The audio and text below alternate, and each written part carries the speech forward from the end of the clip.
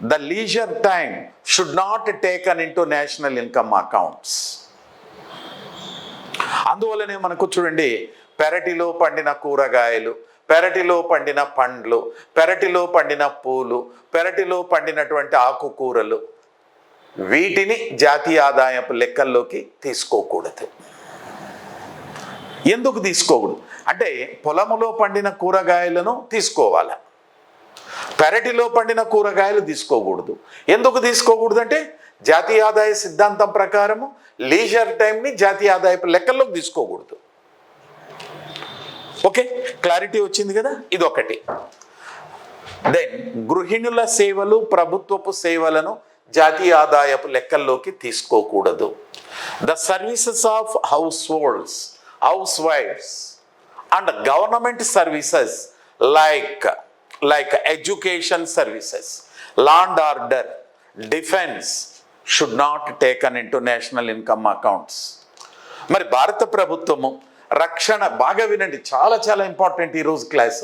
భారత ప్రభుత్వము రక్షణపై చేసే రక్షణ సేవలను, భారత ప్రభుత్వం రక్షణ సేవలను అందిస్తూ ఉంది.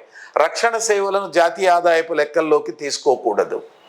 మరి రాష్ట్ర ప్రభుత్వాలు శాంతి భద్రతలు అందిస్తున్నాయి, జాతీయ ఆదాయపు లెక్కల్లోకి తీసుకోకూడదు. రాష్ట్ర ప్రభుత్వము, కేంద్ర ప్రభుత్వం విద్య అనే సేవను అందిస్తున్నది, ఆరోగ్య సేవలు అందిస్తున్నది, వైద్యశాలలను అందిస్తున్నది, మంచినీటి సదుపాయాలు అందిస్తున్నది, మరి శానిటరీ కండిషన్స్ అందిస్తున్నది, దెన్ రక్షిత మంచినీరు అందిస్తూ ఉంది, మరుగుదొడ్లు అందిస్తూ ఉంది, మరి అటు తర్వాత డ్రైనేజ్ కాలువలు ఇస్తూ ఉన్నది, విద్యను అందిస్తూ ఉంది, మరి కొంతమందికి పేదలకు గృహ వసతిని ఉచితంగా ఇస్తూ ఉంది. వీటన్నిటినీ జాతీయ ఆదాయపు లెక్కల్లోకి తీసుకోకూడదు. The government services like defence services, law and order, education, sanitation, nutritious food and then another one supply, drinking water, housing, all these facilities provided by the government, these are not taken into national income accounts.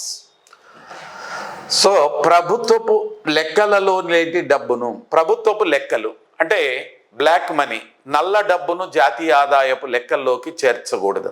నల్ల డబ్బు అంటే పన్ను ఎగవేత వల్ల సంపాదించినది, then అవినీతి వల్ల సంపాదించినటువంటిది, లేక corruption, లంచగొండితనం వల్ల సంపాదించినది, దొంగతనం వల్ల సంపాదించినటువంటిది,